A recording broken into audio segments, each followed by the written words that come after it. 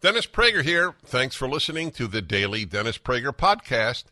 To hear the entire 3 hours of my radio show, commercial-free, every single day, become a member of Pragertopia. You'll also get access to 15 years' worth of archives, as well as the daily show prep. Subscribe at Pragertopia.com. Welcome, friends, to the Dennis Prager Show. Bob Frantz sitting in for Dennis on this Friday, the 17th day of the 6th month of the year of our Lord, 2022. Appreciate you being with us. It is the start of Father's Day weekend, and it's a very important weekend. And that is a very important day, and it's something that we're going to spend a little bit of time talking about on this program. I welcome you, of course, to join us wherever you may be listening, if it's via the Salem News Channel or the Salem app or on your local affiliate or your website, DennisPrager.com. I welcome you to the program. We're going to be taking a lot of people's calls today as we talk about, well, it would be very easy because of what we do in the age in which we live, the age of Bidenflation, to just talk about the gas prices, which I will, to talk about the assault on our border, which I will, to talk about runaway gas prices, which I will, to talk about the lies being told to us by the January 6th committee, which I will. We can do all of those things. But that's an everyday thing because this is an everyday problem. This isn't something that just started when Putin invaded Ukraine. This started when Joe Brandon was elected or selected or appointed or whatever you want to call it, became the president of the United States. And it is an ongoing thing, and it will be. Inflation is not transitory. The recession that is coming is real. The gas prices, the food shortages, they are real, and those will be here for a while. We only get a little bit of time to talk about things like our families, to talk about things like the importance of Father's Day, because of the importance of, well, fathers. And that's what I want to do. You know, there's a belief in mostly the modern American left, but in some cases even extending into the center of the ideological scale, that strong, aggressive, otherwise often known as masculine males are bad for our country, bad for our culture. They call it toxic masculinity. There's a belief in some of these circles that males have to be more like females, need to be more feminine, need to be in touch with their feminine side more, and not be so toxically masculine. There's a belief that the patriarchy is to blame for all of the problems that go on in our culture, for mass murders, for mass shootings, for violent crime, that this is all able to be pinned on essentially straight, toxic, patriarchal, masculine males. This is what we're told by the left, which is why we are target number one. There is no one sex nor sexual orientation or group of individuals demographically that is so easily and openly targeted with blame for everything, quite like straight males. I won't say straight white males. I'll just say straight males. And I say the straight males because of the part we're talking about here has to do with nuclear families. That means fathers and mothers and their children. And you have to be straight and procreate with a female in order to have those children. So that's why we're talking about this. And as we approach Father's Day on Sunday, I want to quote some things to you, and I want to share some things with you that I think are extremely important for us to analyze as we talk about what is ailing us right now in our culture and in this country, beyond the obvious things like prices and things that are in control of government but not in our control. There's a piece this was actually written in February by a gentleman by the name of Terrence Jeffrey, who is the founder of CSN News and the editor-in-chief, rather, of CNS News. And Terrence Jeffrey wrote this piece back in February, but it's obviously much more important right now as we approach Father's Day. Let me give you just a little bit. In 1941, when the Japanese bombed Pearl Harbor and the United States entered World War II, there were around 2.5 million babies in this country that were born in 1941.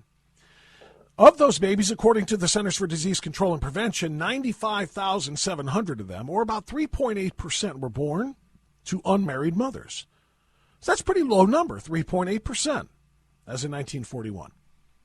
The traditional family led by a mother and a father in the same home with their children was a foundational fact of American culture. In 1945, by the end of the war, the percentage of babies born to unmarried mothers rose to 4.3%. But 1 year later, by 1946, the first full year after the war, it dropped back down to 3.8%. The traditional family had survived. Then in the 1950s, the percentage of American babies born to unmarried mothers began to slowly tick upward, hitting 5.2% by the end of the 50s. By 1969, 10% of American babies were born to unmarried mothers, almost double what it was at the start of that decade. By 2008, that 10% number had grown to past 40%. Now, in 10 of the last 13 years, 2008 through 2020, it has surpassed 40%. In the 3 years that it did not, it never dropped below 39.6. So if you round 39.6 up, go ahead and say that each of the last 13 years has been over 40%. In those 13 years from 2008 to 2020, there were 51.1 million babies born in this country, according to the CDC. 20.6 million of those, or 40.36%, were born to unmarried mothers. This country is not headed in the right direction.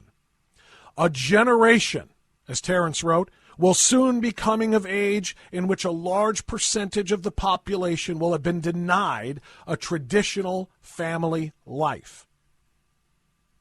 What happens when families fall apart or fail to form in the first place? Government happens. Government gets bigger and takes more control over people's lives. That's what. In 1941, Medicaid, a form of welfare, did not exist. Authorized in 1965 alongside Medicare, the Medicaid Act says, this is Title 19 of the Social Security Act, says, all states, D.C., and U.S. territories, and so on, have Medicaid programs designed to provide health coverage for low-income people, which is certainly understandable and fine. But what does that mean? By July of 2021, according to the Centers for Medicare and Medicaid Services, there were 76.7 million people enrolled in Medicaid. Last fiscal year, according to the monthly Treasury statement, the federal government spent $520 billion on that program. When it was created in 1965, 7.7% of American babies were born to unmarried mothers. But by 2020, that percentage had risen to 40.5%. The percentage of those babies born on Medicaid was 42%. What does all of that mean? What it means is that traditional families and economic well-being are interconnected. In 2020, according to the Bureau, the Census Bureau, only 4.7% of married couple families in this country lived below the poverty level. But at the same time, 38.1% of female householders with children under 18 and no spouse, no dad, lived in poverty. 46% of them with children under 6 lived in poverty. That means if America continues on this long-term trend in which more than 40% of the babies born each year are born to unmarried mothers, and even more than that are born on Medicaid into poverty, it's hard to see how this country will prosper. Quite frankly, it's hard to see how this country would survive that. This nation was built by pioneers who sailed across broad oceans and ventured onto vast prairies, seeking to live their lives self-sufficient and free. They did not want to live their lives dependent on government. They wanted, in fact, to be independent. We need to be teaching our children and our grandchildren to emulate those pioneers who gave us this great country, and we can't do it if we can't raise them in a traditional family with a mother and a father, providing for them things that only mothers and fathers can provide, things that two mothers cannot, things that two fathers cannot, things that only one mother and no father in the household can, things that only one father and no mother in the household can. There are things that only a mother can provide to a child, and there are things that only a father can provide to a child. And if one of those is absent, the child is in serious jeopardy. Does that mean there cannot be success stories? People born of single mothers, or born to single mothers and raised by single mothers who can't be successful? Of course not. But those people are the minority. Those people are a serious outlier. Because the overwhelming statistical analysis shows that if you're born into a single-parent household, especially without a dad, you are in for a lifelong, miserable existence filled with being runaways, drug addictions, and usually brushes with the law, if not outright prison sentences. The numbers don't lie. Dads matter so much, and we're going to talk about that as we continue on the Dennis Prager Show. My name is Bob Frantz. I'm glad to be with you on this Father's Day weekend. Rising interest rates, stock volatility, out-of-control inflation. People are concerned about what the future holds financially. This is Dennis Prager for AmFed Coin and Bullion. There's no better time than the present to move a portion of your IRA into precious metals. Gold and silver IRAs are more popular than ever, and dealers are advertising heavily for your business. You should know there's a right and a wrong way to set up your precious metals IRA. Mistakes could cost you hundreds of thousands of dollars in IRS fines. Nick Grovich, man I completely trust, owner of AmFed Coin and Bullion, has agreed to send you a concise report about how to set up your IRA and how to get the best bang for your buck. Nick and his team will be happy to help you set up your precious metals IRA or review your current account. Call AmFed Coin and Bullion, 800-221-7694 for your free IRA report and all your precious metals needs. AmericanFederal.com. That's AmericanFederal.com. Take it away. Oh, thank you very much, Dennis. Honor to sit in your chair and an honor to talk to your extraordinarily intellectual audience. And I really, really appreciate that. 877-243-7776 is, of course, the number to join the show, and we welcome you to do that. I'm live in the ReliefFactor.com studios here, as Dennis said, in Cleveland. AM 1420, The Answer is my home base. My home program is called Always Right Radio, and you can find it online at alwaysright.us, alwaysright.us. I'm talking, and I want to talk for a bit now, and listen to you two, about Father's Day and about how extraordinarily important it is to push back against the notion that toxic masculinity is indeed toxic. Masculinity is something that absolutely should be celebrated. Masculinity should be recognized and appreciated for everything that it has done for, in order, families, communities, societies, and cultures. Our basic building block, which is the nuclear family, was built on toxic masculinity. Aggressive, masculine men doing things that needed to be done in order to protect, in order to provide, in order to make things possible for the nuclear family. That is, of course, not to discount, obviously, all of the extraordinarily important aspects contributed to families by mothers, but that is another topic for another day, generally Mother's Day. But there's no such thing as toxic femininity. Nobody talks about femininity being toxic or the mother's role as being something that is bad for families. But they do that with toxic masculinity. And at the family level, which is the basic building block, and up to the next level, which is community level, and as I say, going to societal and then culturally, masculinity is something that needs to be celebrated for everything that it does. In fact, masculinity is what provides for young children to have the self-discipline to grow up themselves and to replicate the process, to pair off with someone else of the other sex, and there are only two. Let's make sure we're not confused about that. There are ain't but two genders. Two genders. Ain't nothing but men and women. Thank you, Pastor Robinson. To pair off with somebody of the other gender, to procreate and to raise their children in the same way. It's how civilizations are populated. So the idea that men or males or toxic masculinity or the dreaded patriarchy is something that needs to be quashed in order for communities and societies and cultures to grow is just simply nonsense. Let's talk about what happens when there aren't those masculine role models and figures around. Let's talk about some of the statistics. They are staggering, to say the least. 85% of incarcerated men grow up in fatherless homes. 85%. 63% of youth suicides. Those young people grew up in fatherless homes. 91% of high school dropouts did not have dads in the home. 90% of all homeless or runaway kids ran away from fatherless homes. And the numbers continue, demonstrating that the love of a father who is present every day is a stabilizing force in many kids' lives. That masculinity. If kids have never heard the words, "Just wait until your father gets home," those kids are in trouble.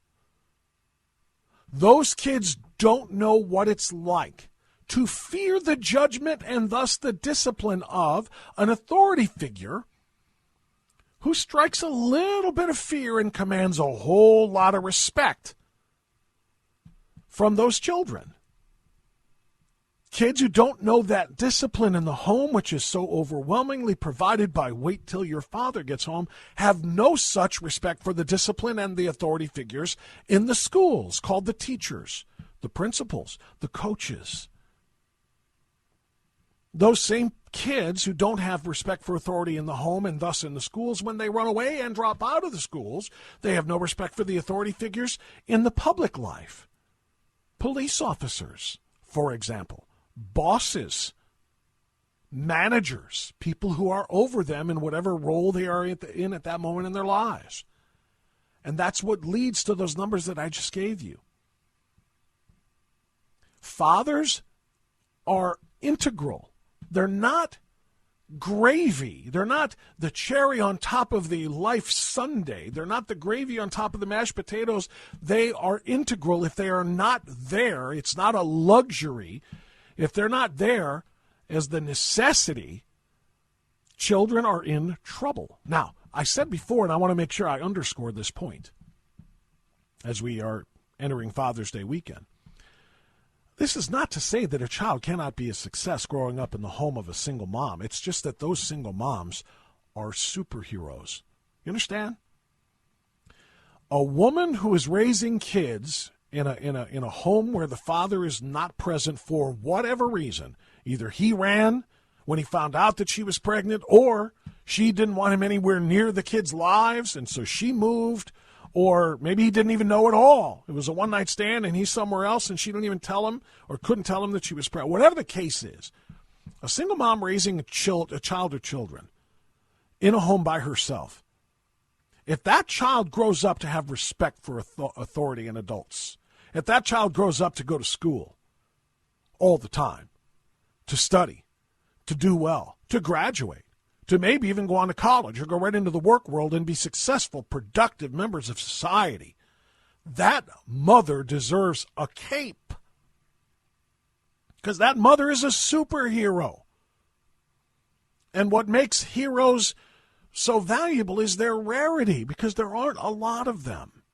The reality is a single mom who was able to produce a kid who's productive in that way did something that was extraordinarily difficult. She had to work one or two jobs, maybe a third, while still coming home and making sure homework got done, coming home making sure house got clean, kids got fed, dishes got done, laundry got done, kids were in school, went to the parent-teacher conference, and did all of it anyway. That's a superhero mom. But the sad reality is there are very few of them, because look at the numbers that I gave you. 85% of incarcerated men grew up without a dad. Those moms just couldn't be the superheroes they needed to be. Or they tried their best and just couldn't make it work. Dads matter. Masculinity matters. A strong male role model matters every bit as much as a strong, loving maternal presence matters. They both matter, which is why this attack on fatherhood, this attack on patriarchy, this attack on toxic masculinity, quite frankly, this attack on males in general, And this attack on the nuclear family, saying it's okay to have a two-dad family or a two-mom family or three of a kind or whatever kind of bizarre concoctions they want to come up with. This attack is going to destroy our communities, then our society, and then our culture. And I'll be right back. Towels just don't seem to dry you anymore. They feel soft and lotiony in the store, but you get them home and they don't absorb. Well, Mike Lindell at MyPillow found that out around 2006, and towels changed forever. He found the best towel company right here in the USA. They have proprietary technology to create towels that feel soft but actually work, and that happens to be true. I use them. They are all made with USA cotton, and they come with the MyPillow 60-day money-back guarantee. 6-piece set, 2 bath, 2 hand towels, 2 washcloths. Regularly $109.99, now $39.99. Just go to MyPillow.com and click on the new radio listener specials and get deep discounts on all MyPillow products, including the towels, by entering the promo code Prager, or call 800-761-6302 for these great radio specials. MyPillow.com, promo code Prager.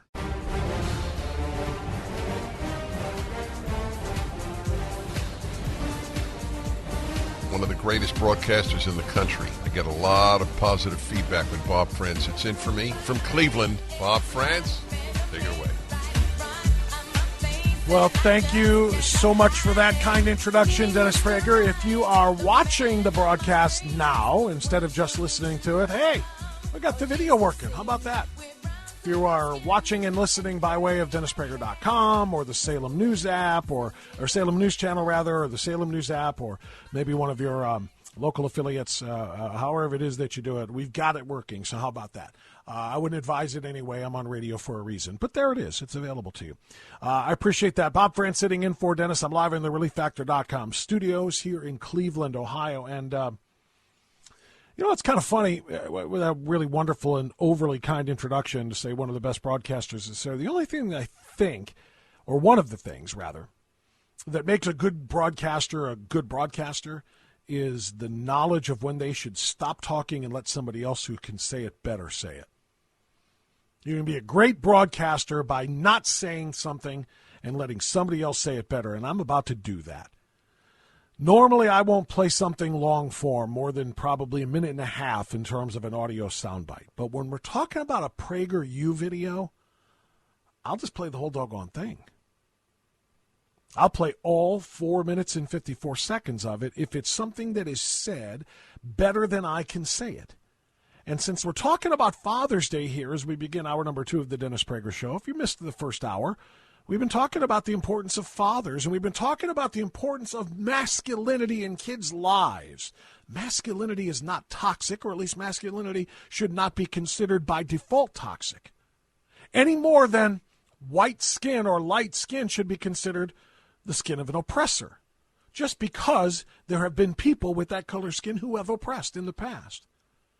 Just like people with darker colored skin should not be considered victims, because there have been people with darker colored skin that have been victimized in the past. That's what CRT does, critical race theory.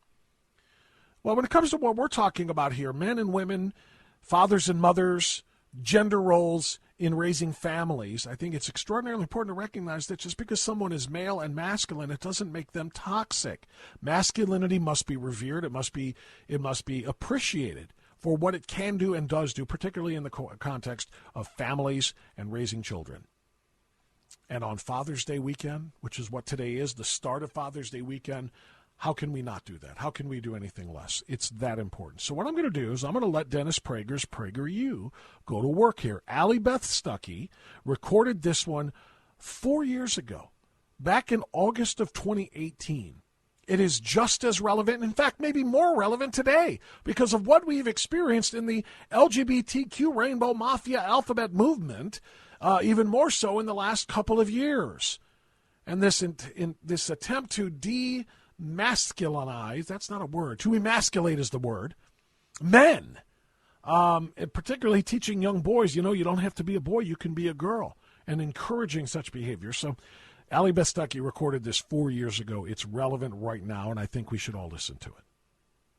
Rape, murder, war. They all have one thing in common. Men. Aggression, violence, ambition unchecked by conscience, all the stuff of toxic masculinity, right? And the solution is obvious. Make men less toxic. Make men less masculine. Make men more like women. But I'm here to tell you that that way of thinking is not only wrong, it's dangerous. Here's why. When you try to make men more like women, you don't get less toxic masculinity. You get more. Why? Because bad men don't become good when they stop being men. They become good when they stop being bad. Aggression, violence, and unbridled ambition can't be eliminated from the male psyche. They can only be harnessed. And when they are harnessed, they are tools for good, not for harm. The same masculine traits that bring destruction also defeat tyranny. The traits that foster greed also build economies. The traits that drive men to take foolish risks also drive men to take heroic risks. The answer to toxic masculinity isn't less masculinity. It's better masculinity. And we know what that looks like. It's a young man opening the door for a girl on their first date. It's a father working long hours to provide for his family. It's a soldier risking his life to defend his country. The growing problem in today's society isn't that men are too masculine. It's that they're not masculine enough. When men embrace their masculinity in a way that is healthy and productive, they are leaders, warriors, and heroes. When they deny their masculinity, they run away from responsibilities, leaving destruction and despair in their wake. The consequences can be seen everywhere. 1 in 4 fathers now lives apart from his children. And children who grow up without a dad are generally more depressed than their peers who have a mother and a father. They are at far greater risk for incarceration, teen pregnancy, and poverty. 71% of high school dropouts are fatherless. Of all the rocks upon which we build our lives, family is the most important. And we are called to recognize and honor how critical every father is to that foundation. That was said by then Senator Barack Obama in 2008. If we are honest with ourselves, he went on, we'll admit that too many fathers are missing from too many lives and too many homes. As much as we try to deny the need for real masculine strength in society, there's no denying its necessity. Healthy families and strong communities depend on the leadership and bravery of good men. Yet, the current trend is to feminize young men in the hopes of achieving some utopian notion of equality and peace. And it starts at the earliest ages. In the school classroom, boys are invariably the problem. On the playground, aggressive games like dodgeball have long been banished. We tell young men that their intrinsic desire to compete is wrong. Everybody gets a trophy. Don't run up the score. This anti-male tilt continues on through higher education and into the workplace. It has created millions of tentative men, unhappy women, and confused boys and girls. Here's a secret that every woman knows. Women want real men. Men they can count on and, yes, look up to. No amount of feminist theory will change that. I don't know any woman at any age who is attracted to a passive man who looks to her to be his provider, protector, and leader. Every woman I know wants a strong, responsible man. That's not a consequence of a social construct or cultural pressure. It's innate. The devaluation of masculinity won't end well because feminine, passive men don't stop evil. Passive men don't defend, protect, or provide. Passive men don't lead. Passive men don't do the things we have always needed men to do for society to thrive. In his book, The Abolition of Man, English social philosopher C.S. Lewis writes about this problem. He describes the tension between cerebral man and visceral man. By his intellect, Lewis explains, man is mere spirit, and by his appetite, mere animal. We need both. Take away one, and you're left with a man who's either weak or wicked. And in a world of wickedness, weak men are nothing more than enablers of wicked men. Rape, murder, war. They all have two things in common. Bad men who do the raping, murdering, and warring, and weak men who won't stop them. We need good men who will. It's not masculinity that's toxic. It's the lack of it. I'm Allie Stuckey for Prager University. That was You didn't just stumble onto a Friday edition of the Male-Female Hour, just FYI. This is just what needs to be said about fathers as we go into this Father's Day weekend. It's very important to me. And what she said at the end there, I can't speak for women because I'm not a woman, and yes, I can recognize what a woman is without being one. If you watched Matt Walsh's film, there are some who cannot or say that you cannot. But I agree with what Allie Stuckey said. Women do not want beta males. Women do not want men who are going to hide behind them and say, protect me in the face of a threat. Provide for me in the face of difficult times. Defend me in the face of adversity.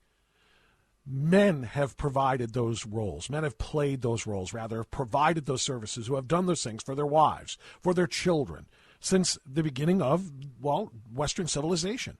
The nuclear family is at its core one of masculinity, combining and working with a woman who is not a feminist, but practices femininity, and both of them teaching those roles to the children, who grow up to procreate and replicate them for theirs, and so on and so forth. That's what a nuclear family is, the building block of our communities. Those communities become the building blocks of our society, and those societies become the building blocks of what we call our cultures.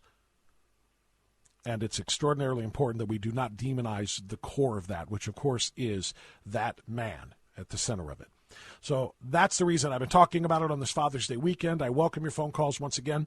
8-Prager-776. That's 877-243-7776. Bob Frantz sitting in for Dennis. Right back to your phone calls after this. Verizon, AT&T, and T-Mobile are charging you a premium fee every month for data you don't use. Stop paying for things you don't use. Instead of paying $89 a month to your current provider, pay just $20 to Pure Talk for what you actually need. I made the switch. I didn't know what I was getting. I was testing it out to see if I could endorse this company. Am I going to drop calls, have slow internet? Well, I can tell you firsthand the 5G service is that good. Switching to Pure Talk was that easy.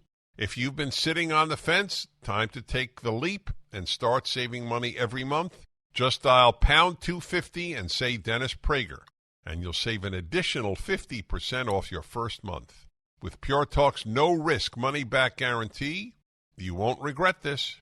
Dial pound 250 and say Dennis Prager. Sign up and save an additional 50% your first month.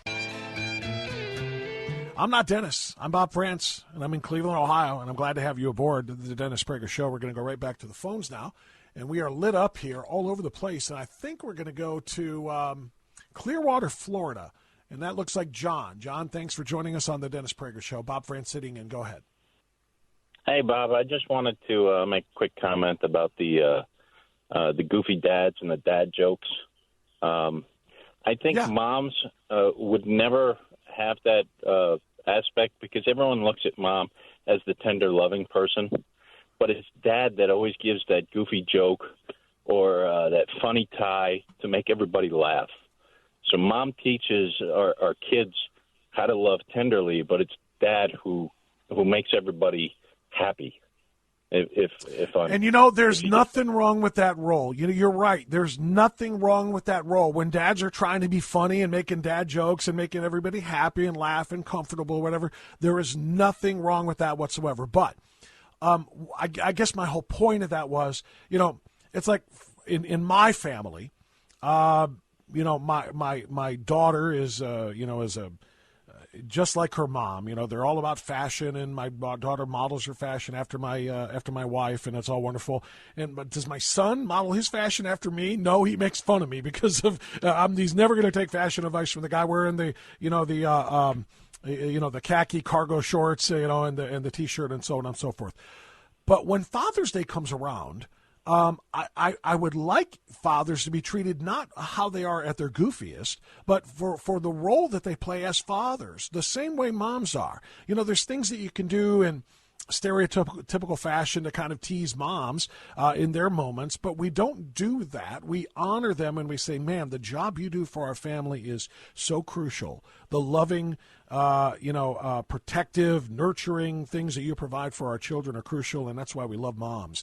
But when it comes to dad, it's like, yeah, there's the old man in the plaid shorts at the barbecue grill, and it's just the goofiness of it. And I would like to see, how about a radio station saying, send me a picture of your dad holding his children. Send me a picture of your dad, playing ball with you, or something that meant a lot to you, because that's the kind of thing I think that will foster the respect for the role of the dad in the family that has disappeared over the last 10, 20, 30, 40, 50 years.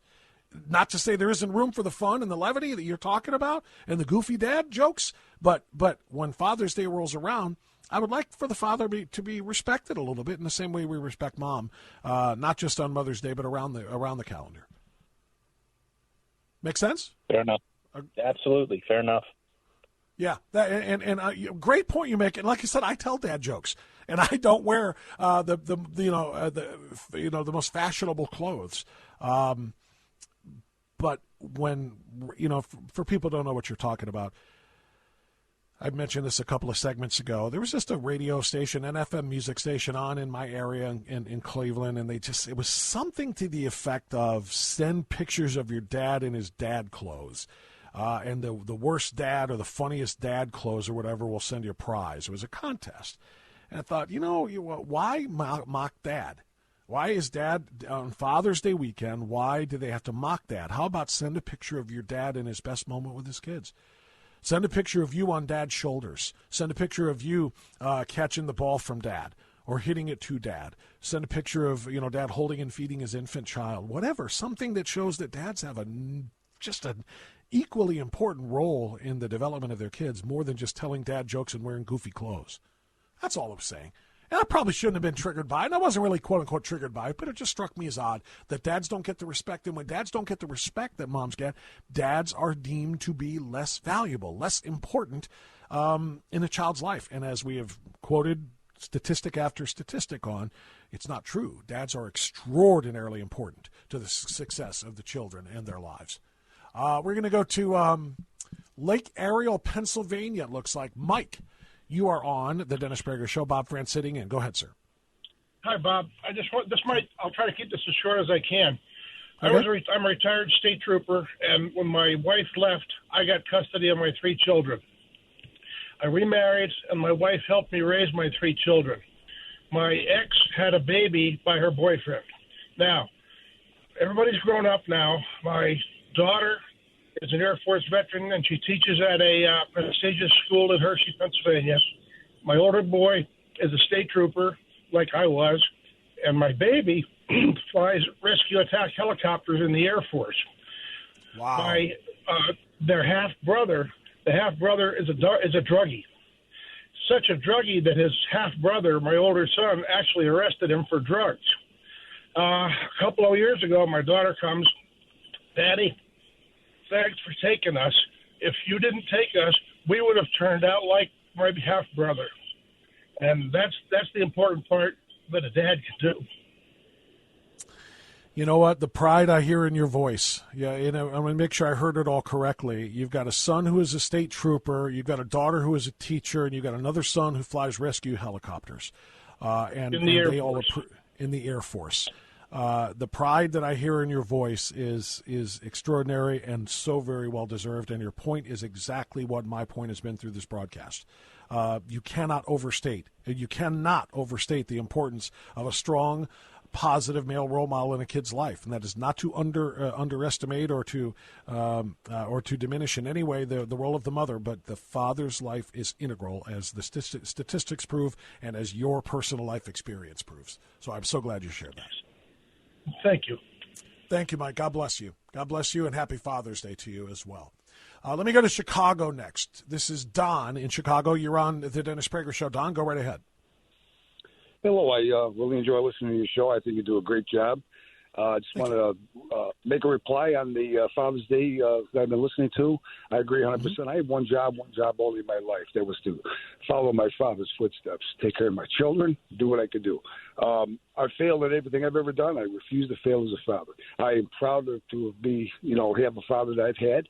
And regarding the masculinity, taking away manhood from, it's terrible what the Democrats are doing. But that's exactly what they're doing. We have to stand tall. We have to stay together. And we have to celebrate our parents, because without our parents, where would we be?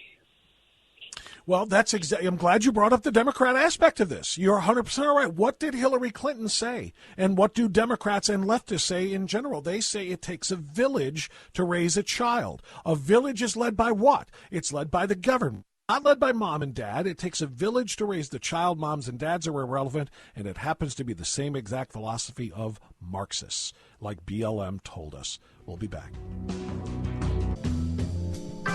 Okay, 6 minutes before the top of the hour. If you're on hold to talk about Father's Day and the role of fathers and toxic masculinity under attack, as they call it, toxic masculinity, stay there, and I will take your calls after the top of the hour. But I want to finish this hour with a little personal story as we approach Father's Day. It was about a week and a half ago. I was spreading some mulch in the mulch beds. My son, who's 18, who's a Division I college football player, who I raised in what I hoped was the right way, and we stopped and leaned on the back of the truck. And taking a break from spreading mulch. And he said, "How about them jeans?" And I looked down. I wasn't wearing jeans. I was wearing shorts. We were doing work. And then he goes, "No, mine." I was like, "You're not wearing jeans either." He goes, "Shut up." And I said, "Oh." And he was talking about, because he had just come home from the gym, and he was talking about how strong he was getting. He said, "How about them jeans?"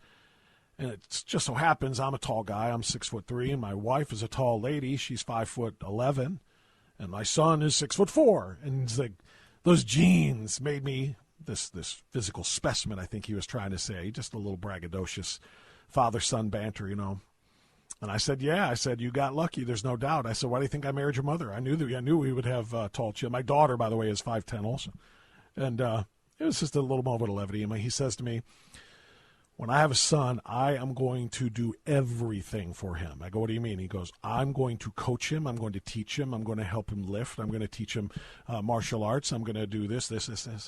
And I said, "Why?" And he said, "Because when he grows up to be amazing, I want him to say, 'My dad made me this.'" And I looked at him. I didn't say a word for probably a good 10 seconds, and he's looking at me kind of bug-eyed, like, "What?"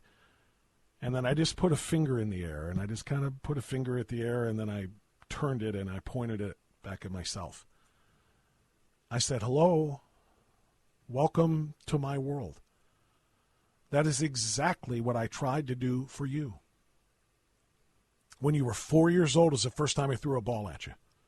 If your hands went for it, I said, "We're in business."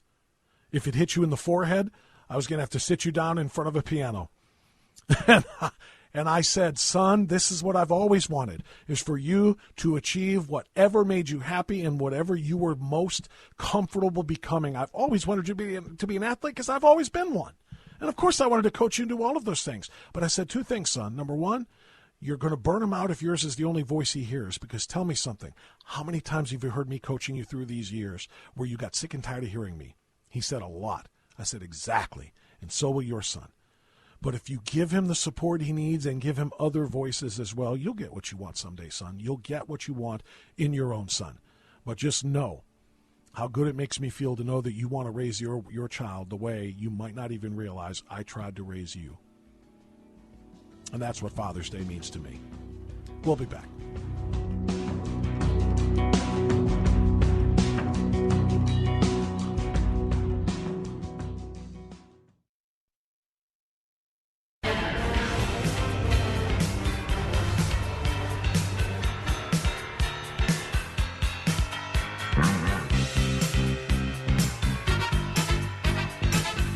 Welcome to hour number 3 of the Dennis Prager Show. My name is Bob Frantz, coming to you live from Cleveland, Ohio, home base, ReliefFactor.com studios of AM 1420 The Answer. My show is called Always Right Radio. It is a double entendre. You can figure it out for yourself. Always Right Radio is online at alwaysright.us. I bring that up because, two reasons, actually. If you can't get through on the phone lines when I give you 8 Prager 776, that's 877-243-7776. I tell my local audience this in Cleveland every day. You can also leave a message for me, literally, that I will play on the radio. And you do that by alwaysright.us. There's a button up there that's red. It says sound off. Click it, type in your name, click record your message. It comes to my screen. I play it on the radio, and I'll respond to it. Nationwide, no matter where you are, I'll respond to it, whether it's a question or comment or whatever. But the other point is, I guess my email address is also up there, which I started radio back in the late 1990s, and I remember the only ways you could get through to me when I was doing a radio show back then was call the show or fax.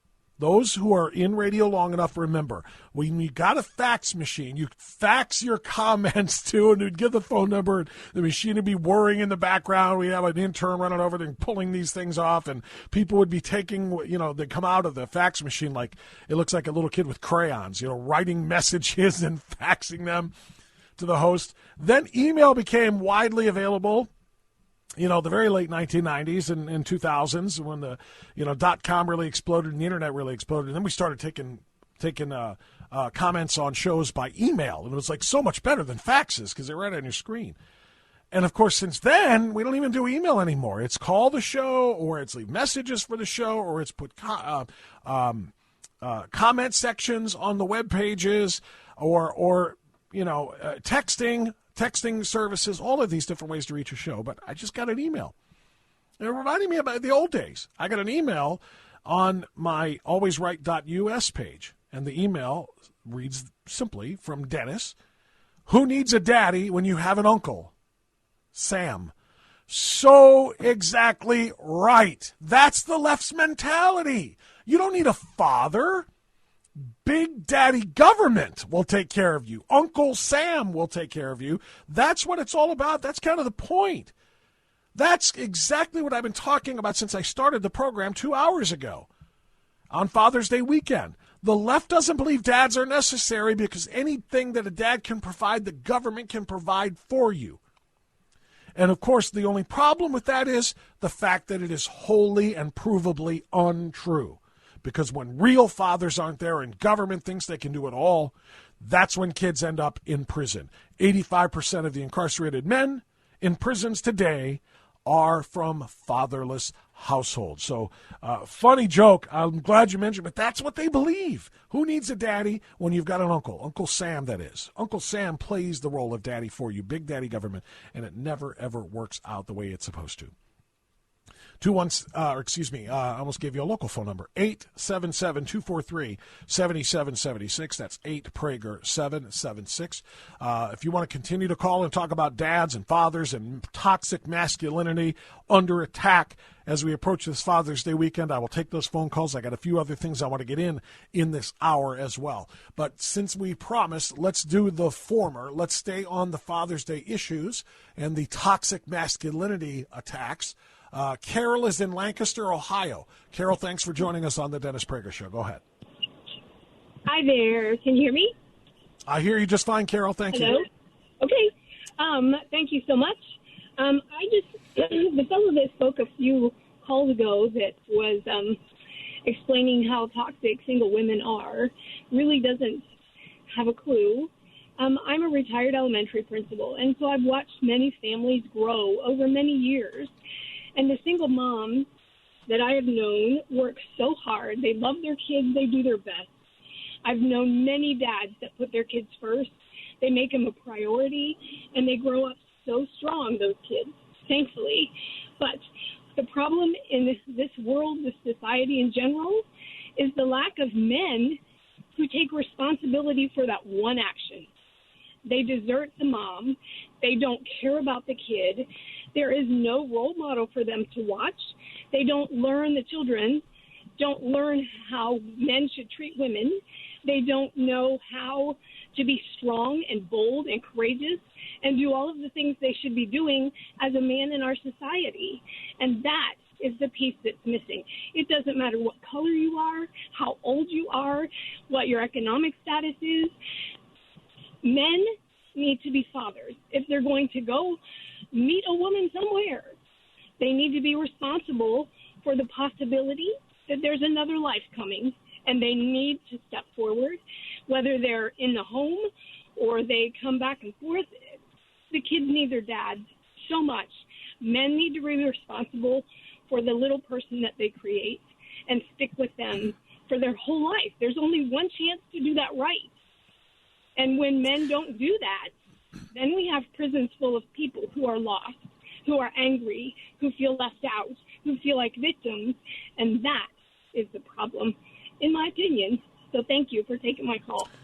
Well, don't hang up yet. Don't hang up yet. I would like to talk to you about that if I can for a second, Carol. Sure. I agree with you wholeheartedly. Clearly, that one of the biggest problems with these fatherless households is the man not wanting to be a father, running when they find out that they got a woman pregnant, or not knowing because it was a one-night thing and they never saw her again, and she can't track him down, or whatever the case might be. So you're 1,000% right about that. But there is another element to it, and that element is, of course, the number of women who don't necessarily or are not necessarily honest with the men that they are with. Oftentimes a man may be told, and I'm not justifying in any way, shape, or form either one of their decisions to have unprotected sexual activity, particularly outside the bounds of marriage, which is something that I would fully and wholly support, because that's how this is supposed to work anyway. That's a whole different ball of wax. Yeah. Right. Yes, it is. It really is.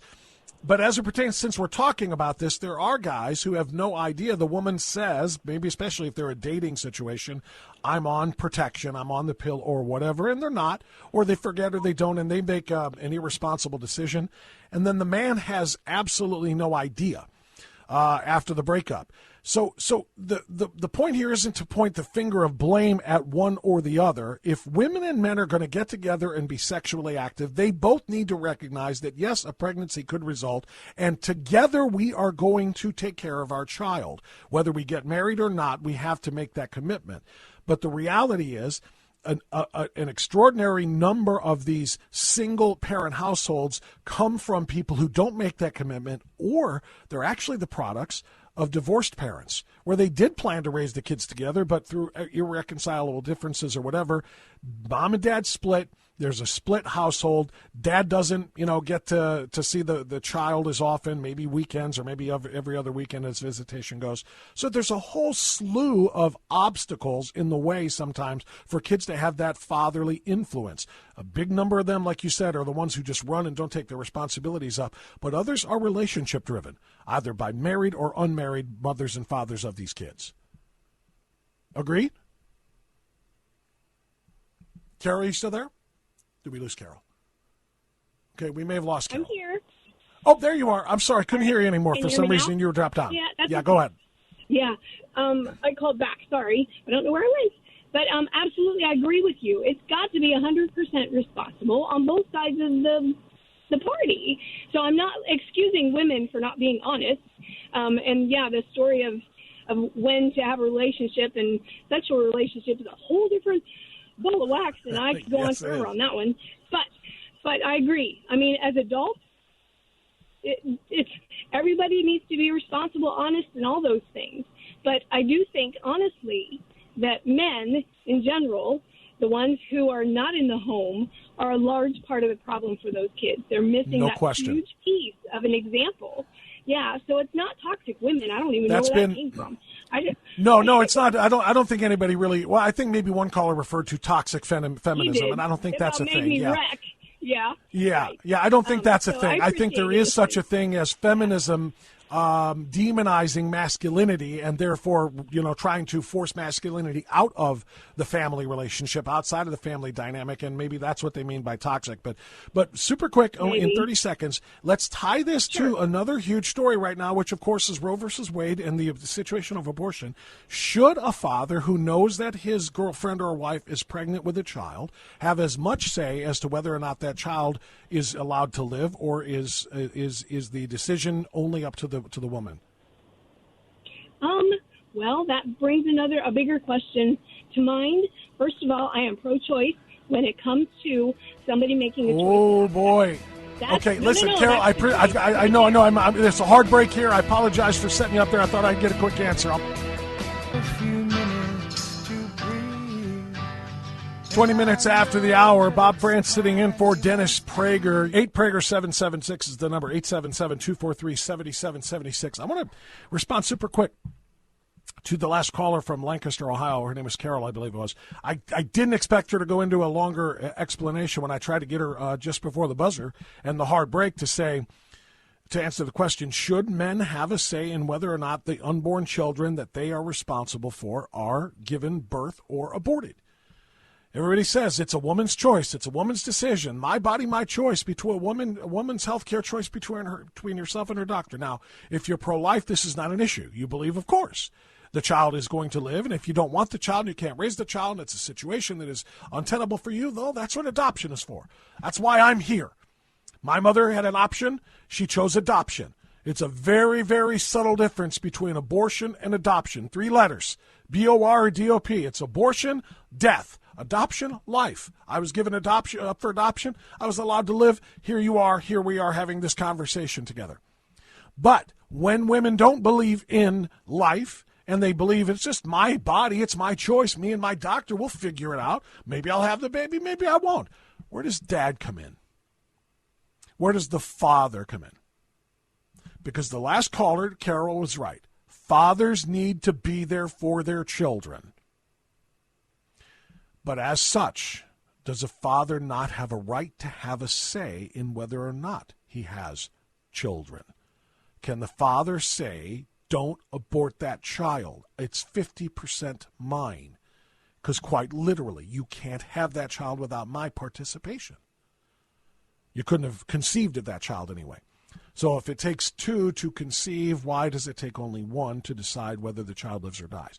That was the question I asked, and it's probably my fault. And I want to apologize to the caller because I guess that is a much deeper question than a quick, short 5 or 10-second answer, and we were up against the bell. But somebody else wants to answer that question, we can certainly do that.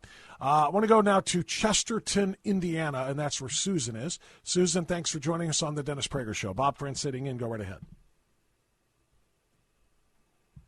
Susan, can you hear me in Indiana? Yes, hi, I can hear you. Can you hear me? Okay, I got you. Go ahead, Susan. All right, yeah. I just wanted to share a different perspective. I have 2 sons, and I've been married for 28 years. I have 2 boys. One is in the younger one. He's 23. He's in the Army National Guard, and he goes to college, and he does all the right things. My other son decided, well, I can do his own thing. He was always getting into trouble in school. My husband was with us the entire time. There was never a problem as far as his activity and involvement with my son, but my son continued to get into trouble. We tried everything we could, counseling and all kinds of stuff. Nothing worked. He ended up, unfortunately, going to prison for just not, just not doing what he's supposed to do. Basically, he hit his girlfriend. He got a DUI, all kinds of stuff. Okay. And when he was in prison, people would ask him, well, you come from a upper middle class family. What do you mean you've been to every Caribbean cruise? You've been to islands and you've done this and that. And he said it dawned on him. He's like, wow, I guess I didn't have it so bad. Well, when he got out, he gets a girl pregnant, and then he's still, this girl. I have a granddaughter now. She moves to Florida. They only dated 6 weeks, and she is on the welfare. And and to your point, with you being adopted, I was adopted as well. I, of course, did not want to have an abortion. But in that situation, knowing that my son wasn't on the right path, this girl is not on the right path, I suggested maybe they look at alternative options.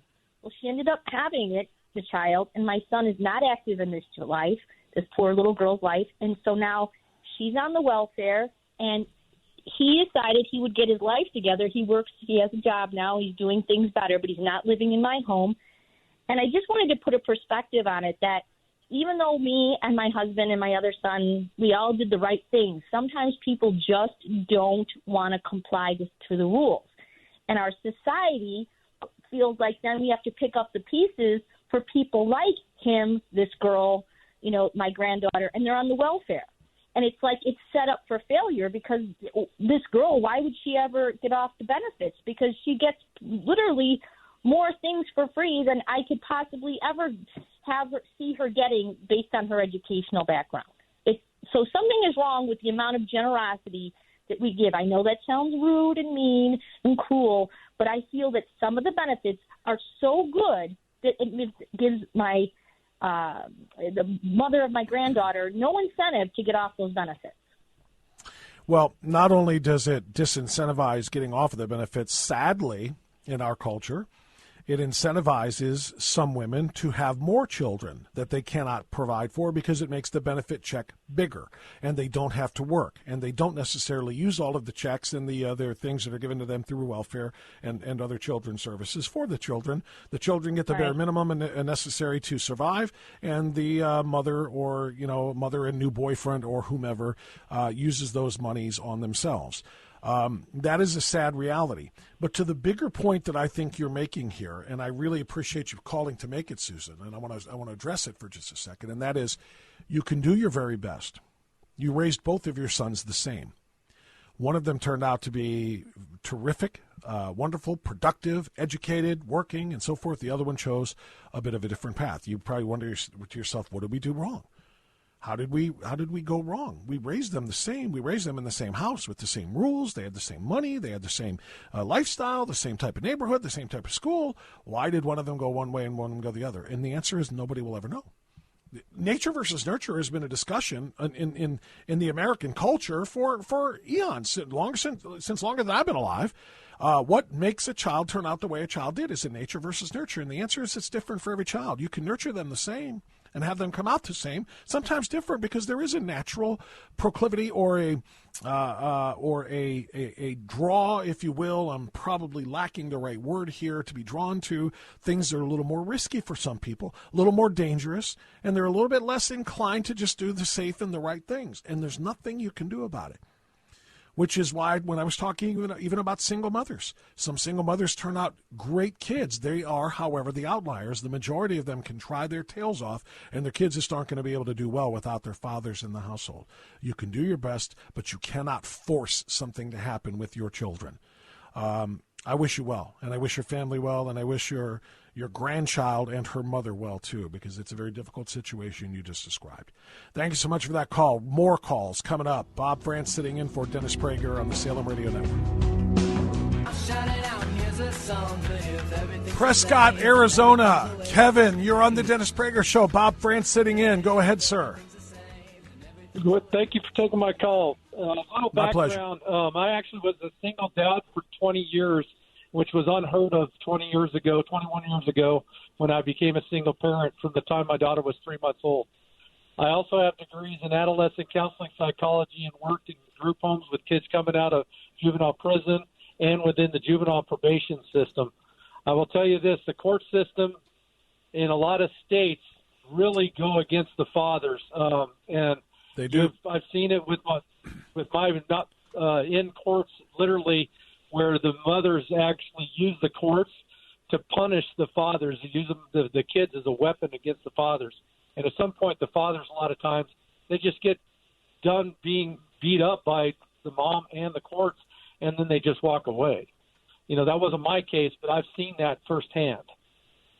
I have too. I've heard it from a lot of people who have gone through it, and you're right. And it's unfortunate. In a lot of states, the fathers have very little to no rights whatsoever, particularly as it comes to shared custody or equal custody with the mother, even if they are willing. And guys are demonized, rightfully so. Those who abandon their children, and again, there's a stereotype that says because a significant number of males aren't there for their kids, that the mother should be automatically given the default position of full-time caregiver, full custody. And it's unfortunate when there are dads who want to be full-time dads, who want to have custody, shared custody, equal access, and so forth, and they're not allowed because of the stereotype of the deadbeat dad. So God bless you as a single father for raising successful kids and for sharing your story, because you're right. It's very unfortunate. It's very unfair. Connie is in Cleveland, Ohio. Again, a homegirl. Hey, Connie, go right ahead.